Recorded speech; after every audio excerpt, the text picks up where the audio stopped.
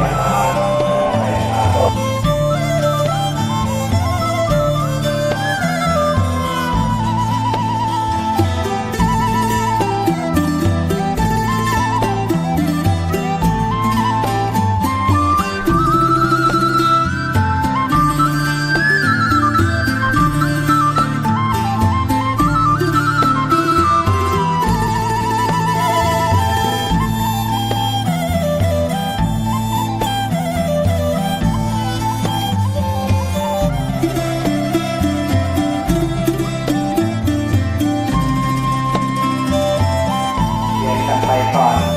นะครับเพราะว่าตอนนี้เขาก็อยู่ระหว่างการรอในหน้าหมู่บ้านแต่ยังมาบอกครบกันเพื่อนะครับเพราะฉะนั้นในโอกาสนี้ก็ขอหมายมีอย่างวันบังเอิญรับเป็นเจ้าภาพของทางขนมไทยนะครับบ้านโสตินะครับก็ทำมาที่ขอปีในรอบแก้วมณีรับเป็นเจ้าภาพของวัดท่าสาโคน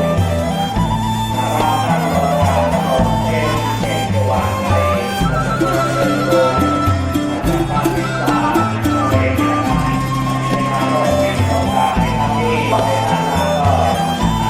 มีอย่างเจ้าภาพรับถวายตอนในงาน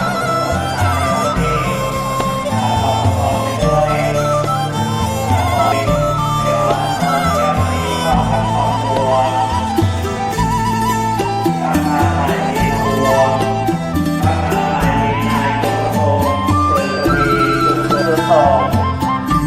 ที่ได้มาประกอบพิธีในการสนทนาพิธีในวันนี้จะมีปัจจัยทายทานถวายพระสงฆ์ในครั้งนี้เพราะว่าทางสนทนาพิธีนะครับก็พอที่เป็นเจียนพระถวายการประทานของมากันนะครับวันที่1นะครับพ่อหลวงนวมินทร์ปัญญาสักนะครับจะได้เป็นตัวแทนถวายพระพุทธถัดมาก็ปิสงฆ์ถัดมาจะมีนายปัจจบนางสายสุนีเจเย็นพร้อมครอบครัวจะได้ถวายพระสงฆ์หมายมีนายพนมนางยุพินเกิดเมืองพร้อมครอบครัวจะได้ถวายพระสงฆ์รูปที่6ถัดมาจะหมายมีนายปานชนะ